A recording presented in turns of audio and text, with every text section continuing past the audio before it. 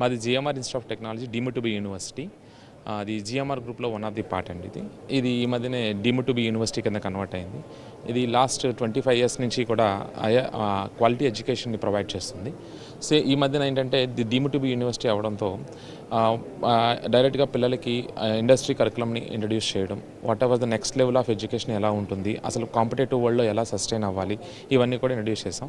దాంతోపాటు మన కోసం కంప్యూటర్ సైన్స్ అండ్ ఇంజనీరింగ్లో advanced courses like artificial intelligence and machine learning, artificial intelligence, data science, cyber security, ఇలా ఈ కొత్త కోర్సెస్ని కూడా ఇంట్రడ్యూస్ చేసామండి.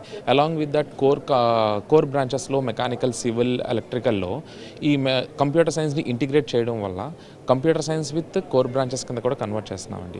ద కరెంట్ వరల్డ్కి ఎలాంటి టైప్ ఆఫ్ ఎడ్యుకేషన్ కావాలి అన్నది ఇప్పుడు ప్రెజెంట్ మేము మా కరికులంలో ఇంట్రడ్యూస్ చేసి మొత్తం అంతా కూడా చేయడం జరుగుతుంది.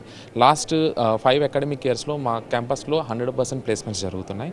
అండ్ రీసెంట్గా కూడా మోస్ట్ నెంబర్ ఆఫ్ ప్లేస్మెంట్స్ జరిగాయి. 1200+ ప్లేస్మెంట్స్ జరిగాయి అన్నమాట. ప్రతి స్టూడెంట్కి మినిమం 1 or 2 అని ప్లేస్మెంట్స్ అనేవి ఇవ్వడం జరుగుతుంది. మనకు వచ్చే క్యాంపస్ ప్లేస్మెంట్స్లో Infosys, Accenture, L N T, GMR group, ఇలా చాలా కంపెనీస్ కూడా మనకి ప్లేస్మెంట్స్ రూపంలో మనకు వస్తున్నాయండి. ఫీజు వచ్చేసరికి ఏంటంటే మనకి CSC and CSC allied branches and ఈసీఈకి వచ్చేసరికి 2,50,000 ఫీజు ఇస్తున్నామండి. At the same time core బ్రాంచెస్కి వచ్చేసరికి 1,50,000 ఫీజు మనం ప్రొవైడ్ చేస్తాం.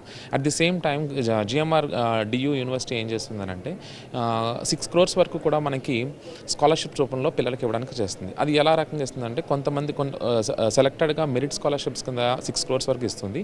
అది ఏంటంటే ఇంటర్మీడియట్ ఎడ్యుకేషన్లో ఎవరికైతే 970 మార్క్స్ కన్నా ఎక్కువ వస్తాయో వాళ్ళకి ఏంటంటే 75% ఆఫ్ ది ఫీజు వేవ్ ఇస్తుంది.